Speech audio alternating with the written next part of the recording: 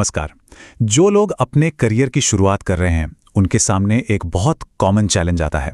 बेहतर बनने की इच्छा तो बहुत है, लेकिन चारों तरफ इतनी सलाह, इतनी जानकारी का शोर है कि कंफ्यूजन हो जाता है कि भाई शुरू कहाँ से करें। तो आज की ये चर्चा इसी उलझन को सुलझाने में मदद करेगी। हम कुछ ऐसे दमदार आइडियाज देखेंगे जो किसी भी प्रोफेशनल के लिए एक सॉलिड टूल किट की तरह काम करेंगे। तो सवाल यही है कि इस शोर शराबे के बीच एक बेहतर दिमाग बनाया कैसे जाए। देखिए, इसका जवाब सब कुछ एक साथ बदलने की कोशिश में नहीं है, बल्कि सही औजारों से एक मजबूत टूल किट बनाने में है। अगले कुछ मिनटों में हम कुछ ऐसे ही जबरदस्त विचारों को जानेंगे जो इस टूल किट की नींव बन सकते हैं। हमारी टूल किट का जो पहला हिस्सा है वो रोजमर्रा की आदतों पर है। क्यों? क्योंकि हर बड़ी कामयाबी छोटी, लगातार की जाने वाली चीजों पर ही टिकी होती है। हमारे दिन का ज्यादातर हिस्सा ऑटो पायलट पर चलता है, और अगर हम उन सिस्टम्स को समझ लें तो समझिए कि सब कुछ बदलने का पहला दरवाजा खुल गया। तो ये आदतें बनती कैसे हैं? चार्ल्स डुहिग अपनी किताब द पावर ऑफ हैबिट में एक बहुत ही पावरफुल आइडिया देते हैं। वो कहते हैं कि हर आदत, चाहे अच्छी हो या बुरी, एक सिंपल से न्यूरोलॉजिकल पैटर्न पर चलती है।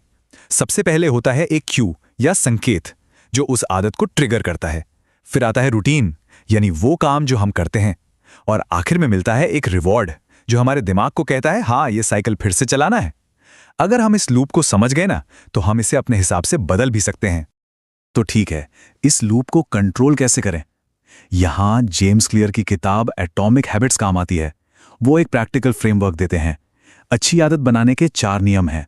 संकेत को एकदम साफ यानी ऑब्वियस बनाओ, इच्छा को आकर्षक बनाओ, काम को जितना हो सके आसान बनाओ, और इनाम को संतोषजनक बनाओ। और अगर कोई बुरी आदत छोड़नी है, बस इन्हीं नियमों को उल्टा कर दो। सिंपल। लेकिन सिर्फ आदतों के बारे में जानना ही काफी नहीं होता। हमारे अंदर एक ऐसी ताकत होती है जो हमें हमेशा रोकती है, जिसे स्टीवन प्रेसफील्ड रेजिस्टेंस कहते हैं। ये जो कोट है ना, ये उसी से लड़ने की मानसिकता के बारे में है कि अपने काम को एक प्रो की तरह देखो, एक शौकिया की तरह नहीं। चाहे मोटिवेशन हो या ना हो, एक प्रो बस काम पर आता है रोज। तो चलिए मान लेते हैं कि सही आदतें बन गईं, लेकिन ये तो सिर्फ आधी लड़ाई है।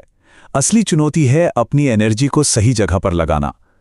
एक बार जब आदतें सेट हो जाती हैं, तो अगला कदम है डीप फोकस में महारत हासिल करना। इसका मतलब सिर्फ बिजी रहना नहीं है, बल्कि उन चीजों पर ध्यान लगाना है जो असल में नतीजे देती हैं।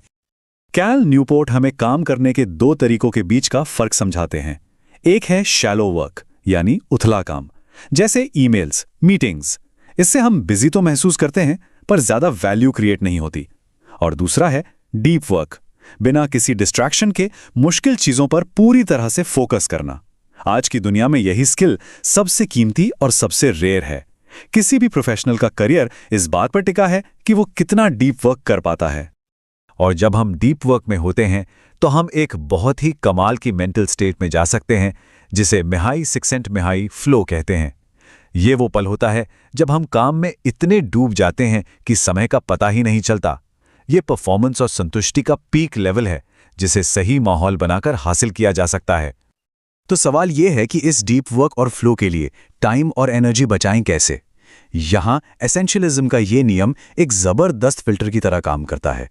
ये हमें उन हजारों मौकों और रिक्वेस्ट्स को मना करने की हिम्मत देता है जो असल में हमारे सबसे जरूरी काम से हमारा ध्यान भटकाते हैं। सच कहूं तो ना बोलना शायद दुनिया का सबसे बड़ा प्रोडक्टिविटी टूल है। चलिए अब आते हैं हमारी टूल किट की सबसे आखिरी और शायद सबसे जरूरी लेयर पर, हमारी मानसिकता, यानी हमारा माइंडसेट। ये हमारे दिमाग का ऑपरेटिंग सिस्टम है। ये वो विश्वास और सोच का सेट है जो तय करता है कि हम दुनिया को कैसे देखते हैं और उस पर कैसे रिएक्ट करते हैं। आदतें और फोकस बताते हैं कि क्या और कैसे करना है, मानसिकता बताती है कि क्यों करना है। कैरल ड्वेक का ये आइडिया तो सच में गेम चेंजर है। एक होता है फिक्स्ड माइंडसेट, जो ये मानता है कि हमारी काबिलियत पत्थर के लकीर है, बदली नहीं जा सकती। इसमें नाकामी एक फुल स्टॉप की तरह लगती है। और दूसरा है ग्रोथ माइंडसेट, जो मानता है कि मेहनत और सीखने से काबिलियत को बढ़ाया जा सकता है। इसमें नाकामी एक कॉमा की तरह है, एक फीडबैक है, अंत नहीं। प्रोफेशनल ग्रोथ के लिए ग्रोथ माइंडसेट अपनाना कोई ऑप्शन नहीं, बल्कि जरूरत है। डैनियल काहनमन हमें दिखाते हैं कि हमारा दिमाग उतना लॉजिकल नहीं है जितना हम सोचते हैं। इसके 2 सिस्टम हैं। सिस्टम 1 बहुत तेज है, इंट्यूशन पर चलता है, शॉर्टकट लेता है।